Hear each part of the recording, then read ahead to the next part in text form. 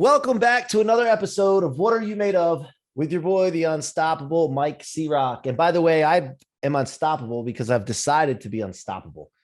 And until I'm proven otherwise, like being plucked from this planet, I'm going to remain unstoppable. And so are you. You just have to decide. And we got a great guest today on, and we'll be talking to him about being unstoppable and ways to become unstoppable. Dr. Jon Finn is with us today. He's the author of the best-selling book, The Habit Mechanic, because his life's mission is to help people to be their best in the challenging modern world. He is also the founder of the award-winning Tougher Minds consultancy, has 3 psychology-related degrees, including a Ph.D., and has worked in performance psychology, resilience, and leadership science for over 20 years. This is my kind of guy. Tougher Minds uses cutting-edge insights from psychology, behavioral science, neuroscience, and world champions to help organizations develop resilient people, outstanding leaders, and world-class teams. Dr. Finn, welcome to the What Are You Made Of show, man. Hi, Mike. Thank you for having me. Yeah, I mean, it's an honor, and I'm looking forward to this conversation today. But, before we get into it, the first question we ask every guest to start the show is, what are you made of? Well, it's a one-word answer. Habits.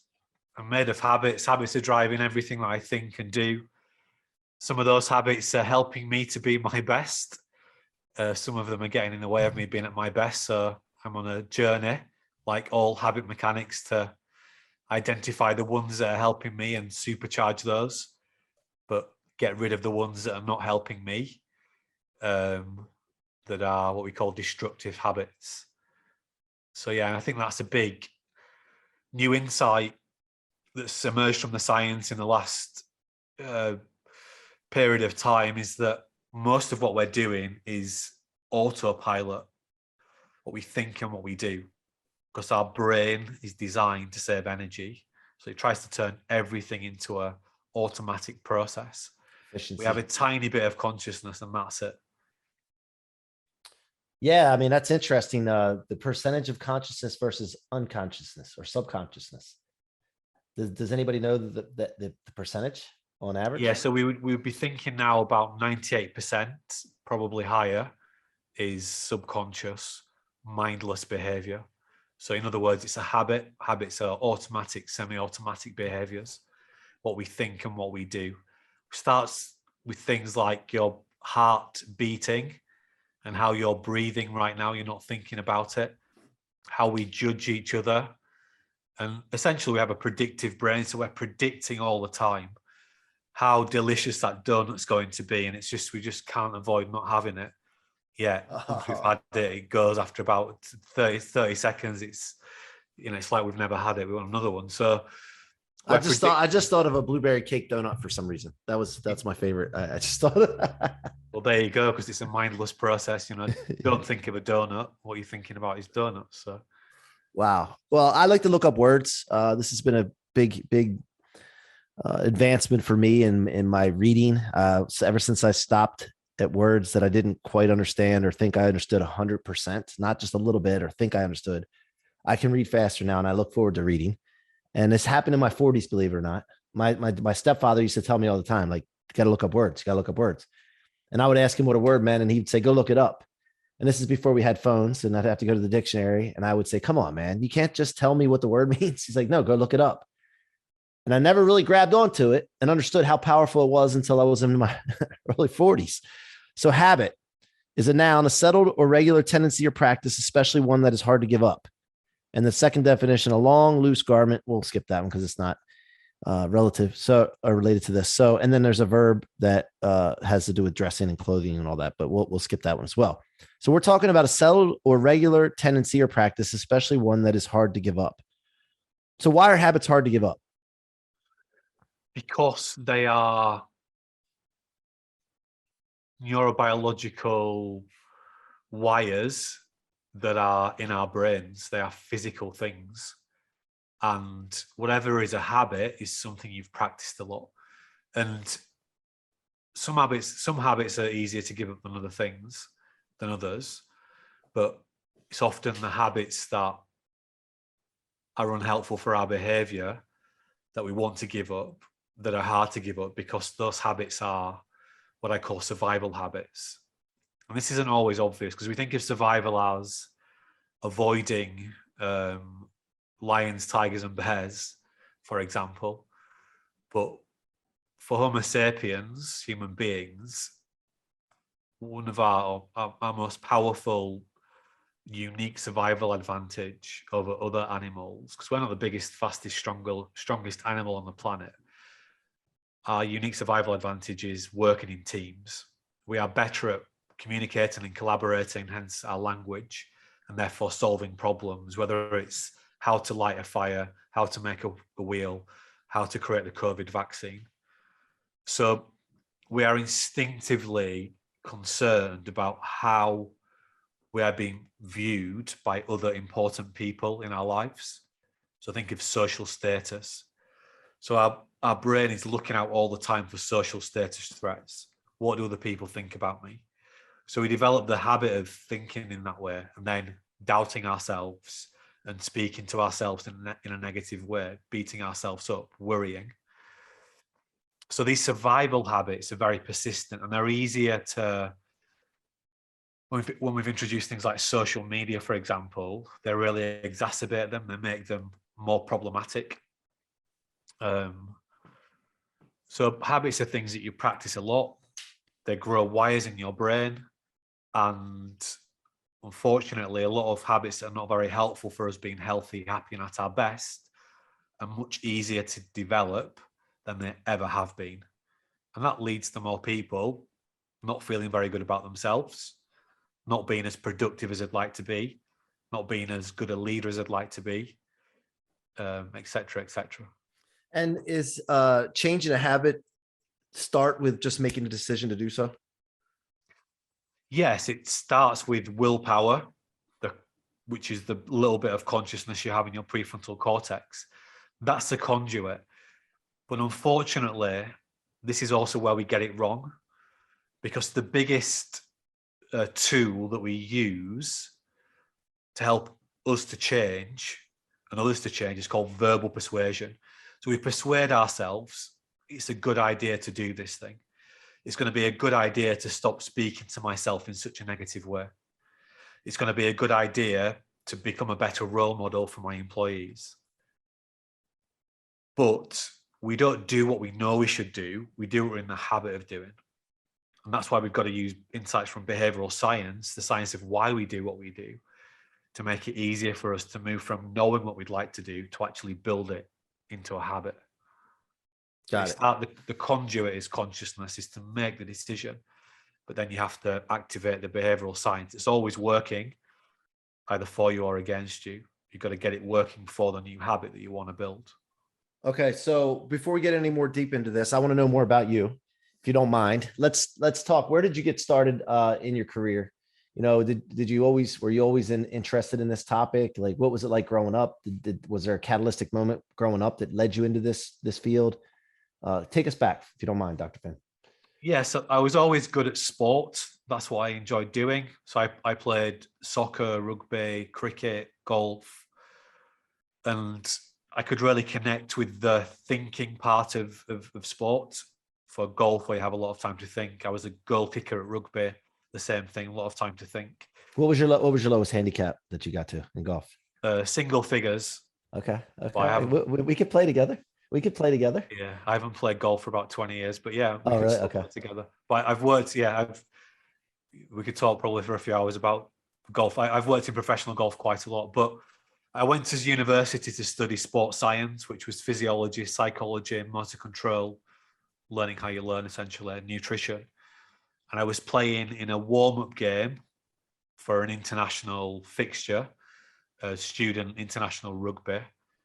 And we were playing against a men's professional team on a cold, wet, windy day in the north of England. I essentially played fullback, so I had to catch very high balls coming down whilst you were going to essentially get physically hurt by people running towards you. And on this particular occasion, the ball was coming down, and all I could think about was, don't drop it, don't drop it, don't drop it. And I didn't even drop the ball. I just missed the ball completely. The opposition scored a try. I got substituted. I didn't get selected for the next game. And in parallel with this, I'd ruptured my quad. So I was finding it very hard to train to the intensities that I needed to train to play at a good level. So I decided that instead of playing high level sport, I wanted to help people that were doing that. So I wanted to work in performance psychology. So I did a master's in sports psychology. I went to work in elite sport in places like the Premier League in England, professional rugby as well, professional golf. I got really interested in why some people in these contexts fulfilling their potential, if you like, why are others not?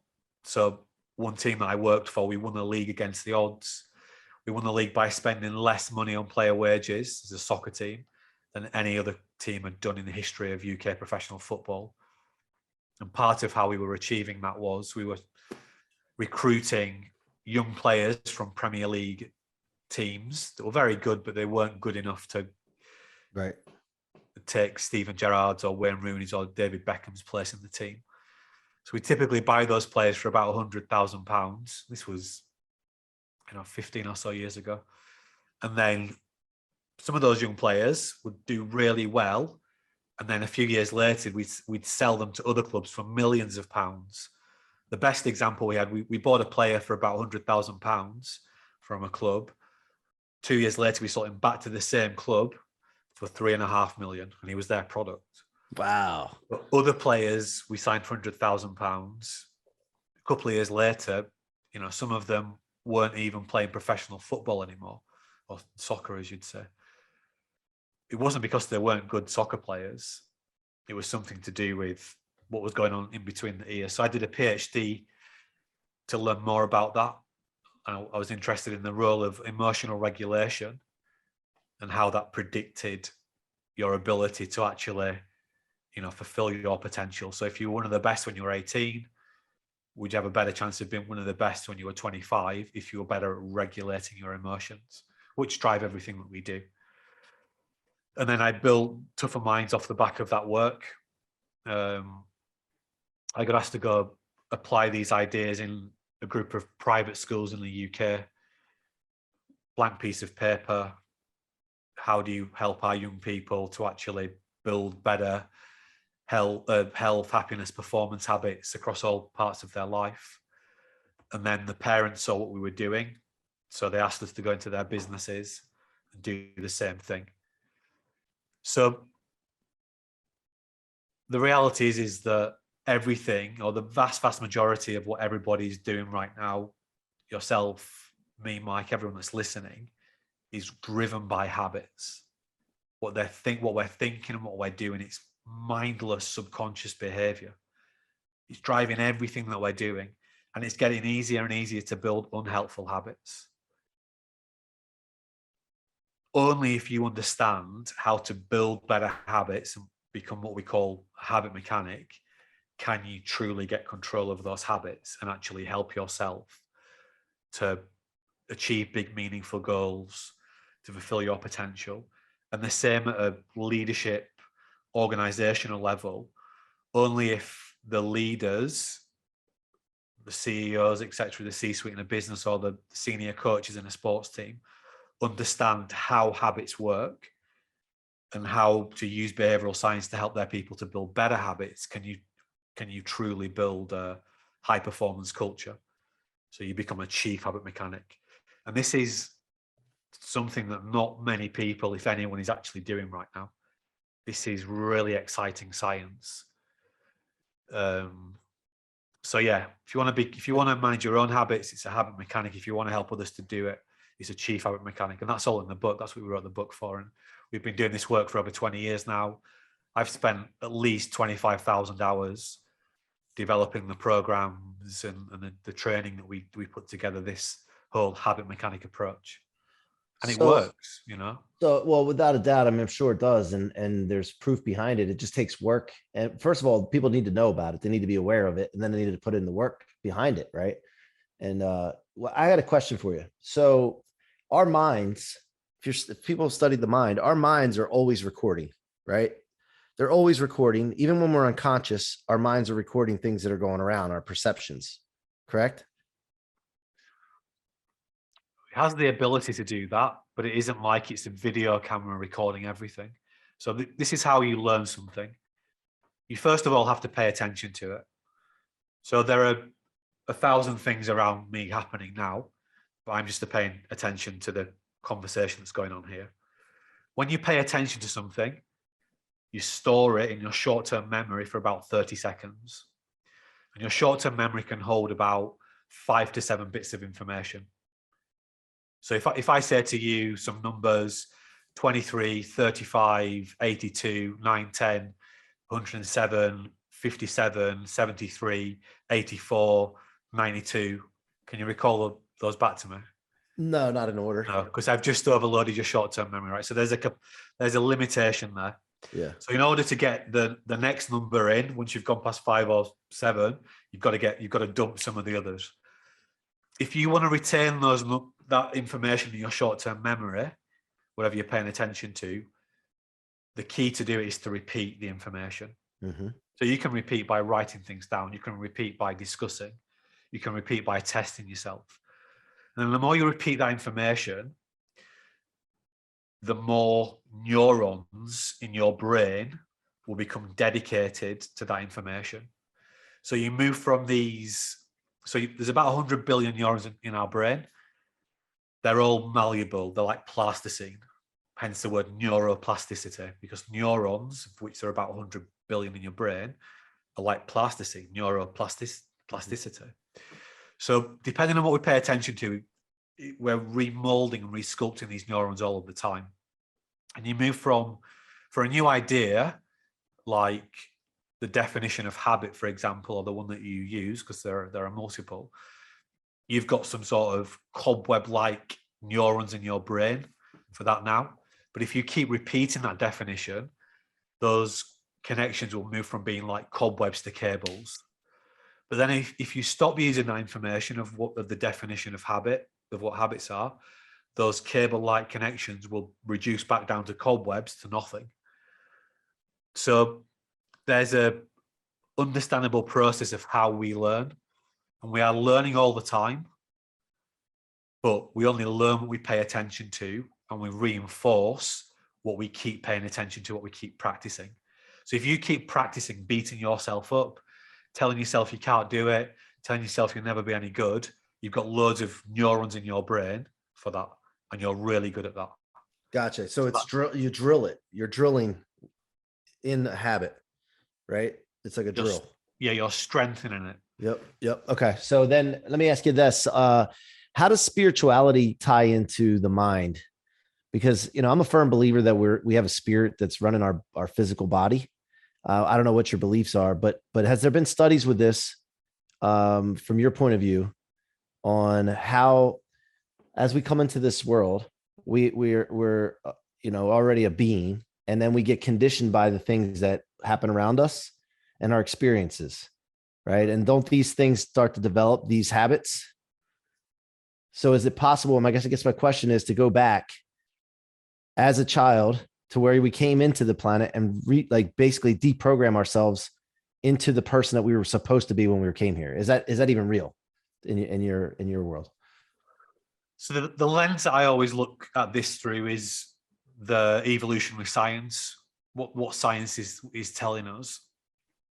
When you say spirituality, I think more about higher order belief systems about gods and things like that. But in terms of what are we designed to do, Homo sapiens have been around, which is our species, for about 300,000 years. And we're essentially designed to survive. That's our primary focus. And the thing that we're actually designed to do is move around and solve problems, first of all, relating to survival. And if we look at the structures of our brain that drive most of what we do, they're called the limbic regions. So if you put because we can see each other, if you put your hand left or right flat like that, and if you put your thumb into the palm of your hand like that, and you wrap your fingers around your thumb like that, the thumb in the middle represents the limbic regions of the brain, which is it's where all the habits emanate from, where they live, if you like. The little finger is the prefrontal cortex, which runs from the top of the brain, top of the forehead down below the eyes. So the thumb in the middle, we often call the $1 million brain because it's so powerful. This little finger we call the 10-cent brain. It's not very powerful. So the $1 million brain, we think, is interested in 3 core things, all connected back to survival. Number 1 is staying alive. So if you hear a loud bang, it gets your attention. Mm-hmm. So you've got these inbuilt instincts which are about staying alive. Well, on that topic, how come some people will react to that bang and others won't? Is it from past experience that's stored somewhere? You know, there's some people that are more reactive than others, correct?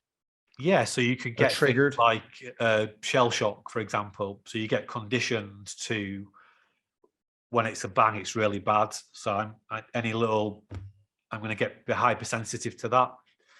You know, on the other end of the continuum, someone may just be hard of hearing and they didn't really hear it. So you're thinking, what's going on for that person? So you can explain those differences. The second thing that we're interested in is how we're perceived by important people in our lives, like we mentioned before. So I think social status. What are other people thinking about me? This is going on as a habit. Mm-hmm. It's habitually the part of our brain that's interested in that is hardwired into the parts of our brain that tell us we are thirsty and we are hungry. Because if you're in the group and people like you, your survival chances are higher and you can pass your genes on. Because remember, our unique survival advantage is working in a team. We're going to be better at solving problems, staying alive. We can pass our genes on if other people like us. And our brain can't really distinguish between physical pain and social pain. It feels the same in our brain. Paracetamols, ibuprofen, that deals with physical pain and emotional pain in the same way. And once there are no threats, survival, staying alive threats, social perception threats, the next thing your brain's interested in is saving energy, doing things as cheaply as possible. Because for most of our existence, energy has been a scarce resource. Mm-hmm. So it turns everything that it can into a habit, because habits are the most efficient way of running the brain. So we call this part of the brain the alive, perceived energy brain, or the ape brain for short. So that's how I would start to understand human behavior. And you can relate all these unhelpful habits, all these problems that we face as human beings back to those core principles. So that's the way I think about it, Mike. Okay, got it. And so all the data that's stored in our minds, where is that? Is it like, so I've read a lot of things, right? It's not necessarily in our brain. Maybe it's somewhere. That's what I'm talking about. Spirit and your mind is somewhere. Like there's no, I don't know the explanation for it. Scientifically, I'm sure there's an explanation that it's stored in your brain. But yes. So you follow the question though, like the brain is connected to everything in your body. You know, it's not in isolation. Like we were seeing recently, lots of data showing the gut-brain connection. There's a heart-brain connection. So you feel things externally, and then you become consciously aware of it. But our knowledge is stored in neurons, of which there are about 100 billion of, and they're changing all the time. But your memory of childhood is going to be dispersed through lots of different neurons in your brain. Some of those neurons are connected to other memories. So when you get that memory of a certain song or whatever, it sparks a certain, or you hear a certain song, it sparks a certain memory, that kind of thing. So, but 100 billion is quite a big number for us to get our head around. And you can go further than that. They would say that there are the equivalent of about 1 trillion tiny mechanical cogs in our brain that are just driving around mindlessly. Physically inside there. Yeah, they're not mechanical cogs in the way that no, but they're physically something. Yes, that drive the cell function, etc. But they're just whirling mindlessly. We're not in control of them. Wow. And then you think about that compared to a computer processing or storage device for a computer, and how powerful the brain is compared to that man-made object. We can't replicate. We can't replicate. We can't get a computer to replicate what humans can do. And the AI people don't think we're anywhere close to that, because the AI people, they predict that we're not in any time soon in the history of human beings going to be able to get computers to do the emotional reading that humans can do, that human interaction. We're not going to get computers to do it. We can get them to automate tasks that look like they're being clever, but they're just doing the same process. That's exactly what we do. It's like when you read, you don't read every word. You just take a picture of it. So if you look at jumbled words, as long as a few of the letters are in the right place, you can still read what it says. Yep. You don't read words consciously. You're just taking pictures. So we're doing all this stuff on autopilot all of the time. So it's the same for us. So it's like we're running on artificial intelligence because we're just programmed to do certain things. That's what the habits are. Wow. It's just, doesn't it blow your mind sometimes? Like how much, all the information that you've learned and you see how things work, you don't sometimes think like, wow, this is amazing. Like the deeper you get, sometimes like some people don't go deeper into this subject. Some people don't go deeper into the universe and the galaxies because it's too much for them to comprehend. Right. Did you ever have that overwhelming feeling when you're studying? I wouldn't have said I was overwhelmed. I think what fascinates me is when people apply this knowledge and they become habit mechanics is how good they can be. So what I see when I use these ideas, and people we work with use the ideas, that, for example, you can save over 40 hours a month by wasting less time, beating yourself up, making mistakes, and doing more focused, doing what we call single tasking, whether that's higher quality sleep, better downtime, better uptime. It's amazing how much more efficient and effective we can be when we understand how our habits are working, which ones are being destructive for our goals, and which ones we can use to supercharge ourselves. Wow. So we can take things to another level if we understand how our brain works, and not in a way that I understand it, because I've got 3 degrees in this area. I've studied it for over 20 years. I've been applying these ideas for over 25,000 hours, but at a habit mechanic level, which is why I wrote the book. It's not a book, it's a manual for life. It's a toolkit for success. It's something that you go back to again and again and again, and it will take you on a much more successful journey through your life. Wow. So that's what amazes me, is actually when we understand ourselves, how much further we can push ourselves, and how much further we can take our health and our happiness and our performance and our team performance and the cultures we're creating for other people. And it makes sense, right? If we actually understand what we're designed to do and what makes us do what we do, it's going to be easier to be our best. But we're only just uncovering and unlocking this science. And I think the habit mechanic approach is on the cutting edge of it, because I'm not seeing this anywhere else. Most of the self-help stuff out there is about more knowledge, knowing what to do. You don't do what you know you should do. Most people in the UK know they should eat 5 portions of fruits and veg a day and walk 10,000 steps. Yet most people agree that's a good idea. Yet most people don't do it. And the NHS spends most of its budget every year treating diseases that occur because people don't do those things. We don't do what we know we should do. We do what we're in the habit of doing. So the action is building better habits, and hence become a habit mechanic. And is there any hypnotism in this, or do you believe in hypnotism as an effective strategy, or is that an aberrative strategy? I've seen it. Yeah, I think you need to believe it works. I think it's really about you talked before about intention. Having the intention to do something is always a starting point. Mm-hmm. I think that it probably supercharges some people's intention, but hypnosis doesn't magically make loads of new neurons appear in your brain for getting good at something. That only happens through focus and practice. So, you might be able to go to a conference where you get G'd up and you get excited and you kind of believe a message, but it's not going to magically make you, brilliant at the things that you've been speaking about, because that happens through practice. Gotcha. So I want everybody to go get the Habit Mechanic book. Where can they find this? On Amazon? Or On do you have a Amazon, website? yep, and all of the online retailers. But Okay, guys, Habit Mechanic, go check this out. It sounds like the blueprint to start getting your habits in line to become super habits rather than destructive habits.